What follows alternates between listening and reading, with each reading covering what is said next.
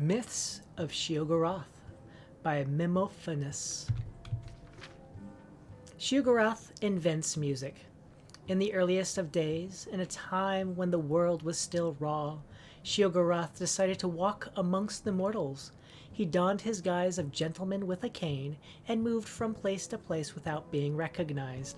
After 11 days and 11 nights, Sheogorath decided that life among mortals was even more boring than his otherworldly existence. "What can I do to make their lives more interesting?" he said to himself. At that same moment, a young woman nearby commented wistfully to herself, "The sounds of the birds are so beautiful." Sheogorath silently agreed with her. Mortals could not make the beautiful and inspired calls of birds. Their voices were wretched and mundane. He could not change the nature of mortals, for that was the purview of other Daedric princes. However, he could give them tools to make beautiful sounds. Sheogorath took hold of the petulant woman and ripped her asunder. From her tendons he made lutes. From her skull and arm bones he made a drum.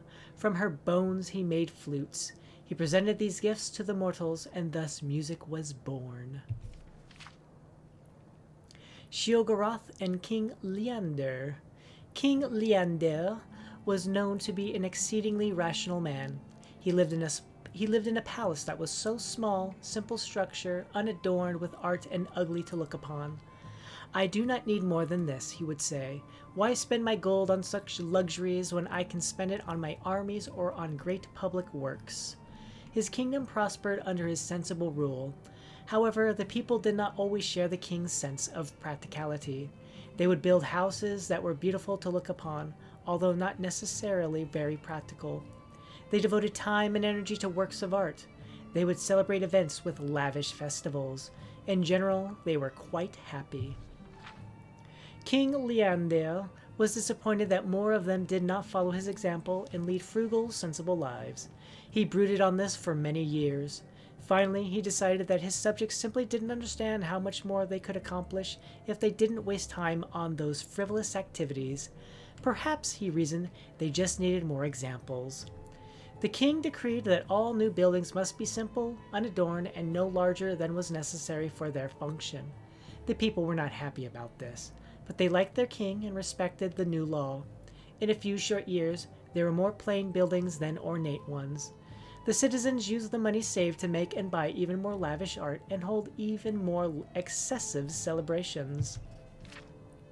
Once again, King Leander decided to provide them a strict example of how beneficial it would be to use their time and resources for more practical purposes. He banned all works of art in the city. The people were quite put out by this, but they knew that their king was doing what he thought was best for them. However, human nature is not so easily denied. In a few more years, the city was filled with plain, simple buildings and devoid of any sort of art. However, the people now had even more money and time to devote to their parties and festivals. With a heavy heart, King Leander decided that his people were to be treated like children. And like all children, they needed rules and discipline laid down by great figures of authority to make them understand what was truly important in life. He decreed that there should be no revelry in the city. Singing, dancing, and music were all banned. Even food and drink were limited to water and simple foodstuffs. The people had had enough. Revolt was out of the question, since King Leander had a very well-trained and equipped army. They visited the shrines and temples in droves, praying to all the gods and even to some of the Daedric princes that King Leander would revoke these new oppressive laws. Sheogorath heard their pleas and decided to visit King Leander. He appeared to the king in his dreams as a field of flowers, each with arms instead of petals, and the face of the mad god in the center. "I am lord of the creative and lord of the deranged. Since you have no use for my gifts of creativity, I have decided to bless you with an abundance of my other gift." From that day forward, every child born in the city was born into madness. Since infants do not reveal illnesses of the mind, it was several years before this was realized.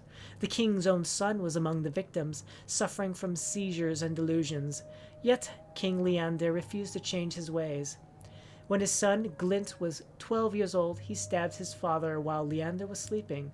With his dying breath, King Leander asked, "Why?" His son replied, "It is the most practical thing I could do." The new young king ordered all palace servants slaughtered. He ordered a grand festival to celebrate his new reign and the repeal of Leander's laws. He served the crowds a stew made from the carcasses of the palace servants. He ordered the east-facing walls of every building painted red, and the west-facing walls painted in stripes. He decreed that all citizens wear ornate masks on the back of their heads, and he then burned down the palace and began construction of a new one. In the new palace, the young king ordered his personal chambers to not have any doors, for fear that small woodland creatures would attack him. He ordered that it have no windows, for fear that the sun and moon were jealous of him and plotting his death. And thus ended the line of King Leander. The people of the city returned to their grand works of art and raucous celebrations. They talked and acted as if they still had a living king, and even kept up the palace, using it to house and care for their mad children. Sheogorath was mightily pleased with this outcome. From that day forward, the city was blessed with more than the normal number of gifted artists and deranged citizens. The Contest of Wills. A mighty wizard named Ravate once walked the winds of time to find Lord Sheogorath.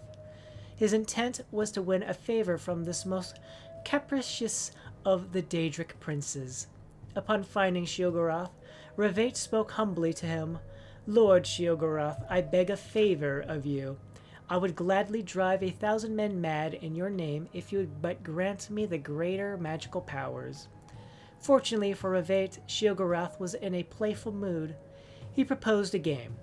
"I will grant your wish if you are still sane in 3 days. During that time, I will do my utmost to drive you mad. It shall be great fun." Ravate was not so certain that he liked this new deal. He had been really looking forward to driving 1,000 men mad. "Lord Sheogorath, I regret having disturbed you with my shallow, selfish request. I withdraw my unfortunate plea and will humbly leave this place." Sheogorath just laughed. "Too late, mighty Ravate. The game is afoot and you must play." Ravate fled, only to find that all exits from the Daedric realm were now sealed. He wandered aimlessly, constantly looking over his shoulder, jumping at every noise. Each moment brought new terror as he waited for Sheogorath to begin. After 3 days, Ravate was convinced that every plant and animal was a tool of Sheogorath. He hadn't eaten or drunk for fear that Sheogorath had poisoned the food or drink. He hadn't slept for fear of Sheogorath invading his dreams, which was foolish, as dreams are the domain of Vermina. May she grant us restful sleep. It was then that Sheogorath appeared to him. Ravate cried out, "You have set the whole world to watching me. Every creature and plant are doing your bidding to drive me mad." Sheogorath replied, "Actually, I have done nothing. You have driven yourself mad with your fears.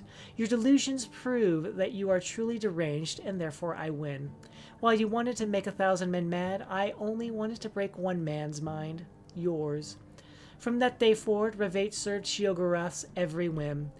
Whenever daring travelers try to approach Sheogorath, Ravate warns them, "Sheogorath is already inside each of us. You have already lost."